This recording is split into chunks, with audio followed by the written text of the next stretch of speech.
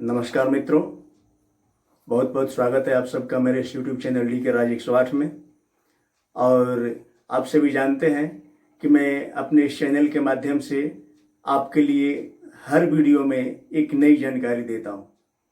चूँकि ये आपको मैं क्लियर कर भी चुका हूं और फिर से बता रहा हूं कि मेरे वीडियो में जो भी जानकारियां आती हैं वो हम सभी के बीच हुई घटनाओं के बारे में ही जानकारी दी जाती है। क्योंकि हमारे बीच हर क्षण कुछ ऐसी घटनाएं होती हैं जिन घटनाओं को हम अपने जीवन में बहुत बार देखे हैं या देखते हैं, परंतु उन घटनाओं के रहस्यों पर गौर नहीं करते हैं।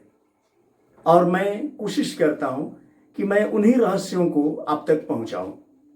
तो इसके पहले की जो भी वीडियो रहे हैं सब में मैंने कुछ न कुछ रहस्य आप तक पहुंचाया और उसी सिलसिला को जारी रखते हुए फिर इस वीडियो में भी मैं आपके लिए एक रहस्य लेकर आया हूं।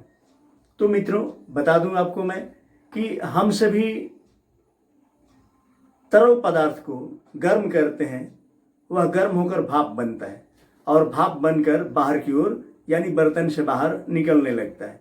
पानी को जब हम गर्म करते हैं, पानी भी गर्म होकर भाप बनता है और बर्तन से बाहर निकलने लगता है।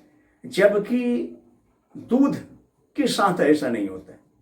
दूध को जब हम गर्म करते हैं तो वह भाप के रूप में बाहर अल्प मात्रा में निकलता है, जबकि दूध खुद गर्म होकर झाग के रूप में बाहर निकलता है बर्तन से। अब स्पष्ट मैं आपको ये बताऊंगा इस वीडियो में कि दूध गर्म होता है तो झाग के रूप में बाहर क्यों निकलता है, जबकि पानी गर्म होता है तो सिर्फ भाप के रूप में बाहर निकलता है। जबकि तेल भी गर्म होता है, जैसे हम खाने वाले तेल का प्रयोग करते हैं, सरसों तेल या रिफाइन तेल या फिर डलडा इत्यादि तरल पदार्थ में जब हम उसको गर्म करते हैं उसमें से भाप निकलता है और भाप सिर्फ निकलकर धीरे धीरे तेल समाप्त होता है। जबकि दूध को हम गर्म करते हैं तो दूध भाप तो कम निकलता है, परंतु निकलता है क्या है, सबसे अधिक झाग निकलता है। झाग क्यों निकलता है, जबकि अन्य तरल पदार्थ से झाग नहीं निकलता, दूध से ही क्यों निकलता है?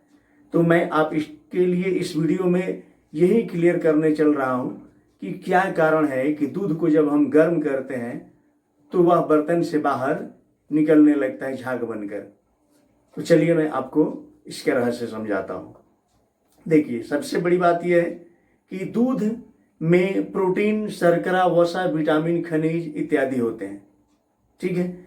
और इसमें रहस्य क्या हो जाता है कि जब दूध को हम गर्म करते हैं तो इसमें प्रोटीन और वसा हल्का होने के कारण, प्रोटीन और वसा हल्का होने के कारण दूध के बाहर यानी दूध से अलग होने लगता है और दूध के बाहर एक परत बना लेता है। ध्यान से सुनिए कि जब हम दूध को गर्म करते हैं तो दूध में उपस्थित प्रोटीन और वसा जो होता है वह गर्म होकर और तरल अवस्था में रहते हुए ही दूध के ऊपर एक परत बना लेता है, जबकि उसी दूध के अंदर उपस्थित जल की मात्रा जो होती है वो गर्म होकर भाप बनने लगता है।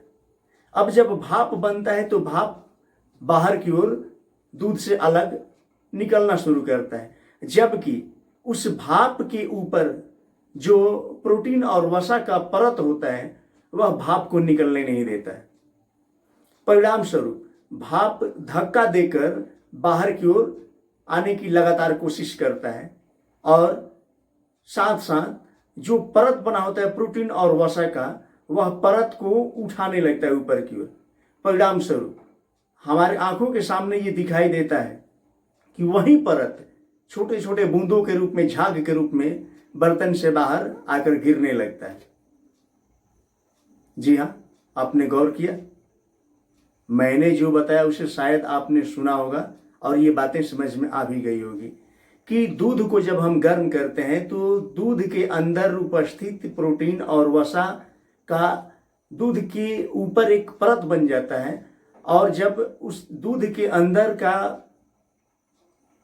भाप जो पानी गर्म हो जाता है, पानी गर्म होकर भाप निकलता है, भाप क्या करता है कि जब बाहर की ओर जाता है, उड़ता है बाहर की ओर, जब तक कि वो जाकर प्रोटीन और वसा से टकराता है। प्रोटीन वसा जो होते हैं वो परत के कारण जल की अवशेष यानी भाप को बाहर की ओर निकलने नहीं देते हैं। परिणाम स्वरूप समस्या क्या होती है कि अब भाप ताकतवर होने के कारण उस परत को यानी प्रोटीन और वसा के परत को धक्का देकर बाहर की ओर उठाने लगता है, और वहीं उठता है तो बाहर निकलकर छोटे छोटे बूंदों के रूप में, झाग के रूप में दिखाई देता है। तो हम समझ जाते हैं इस बात को कि दूध गर्म करते हैं तो वो झाग के रूप में बाहर आता है।